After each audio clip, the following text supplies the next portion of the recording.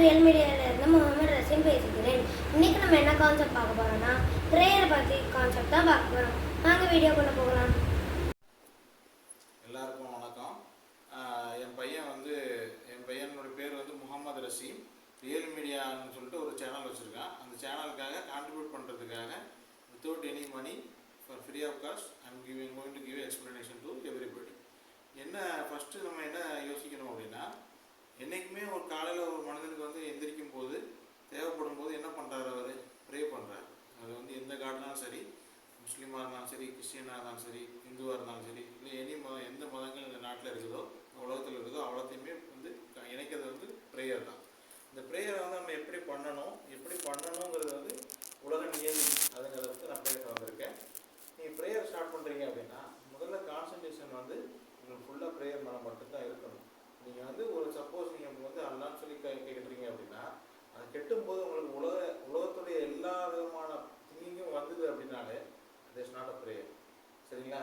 First எடுத்தோடனே நீங்கள் உங்களை ஒரு ஆண்டவனோ, ஒரு முருகரோ, ஒரு சிவனோ, ஒரு பாதிரியாருக்கோ சப்மிட் பண்ணுங்கள். சப்மிட் பண்ணும்போது தான் உங்களோட ஃபுல் ரிசல்ட்டை நீங்கள் அனுப்ப முடியும், ஃபுல் ரிசல்ட்டை ரிசீவ் பண்ண முடியும். சரிங்களா? அதை முதல்ல நீங்கள் பண்ணிட்டீங்கனாலே உங்களுக்கான எல்லா விதமான திங்கிங்குமே ஆண்டவங்கிட்ட போயிடும். You will get connected. there is no other than best listener than Allah or Sivan or Padriyar.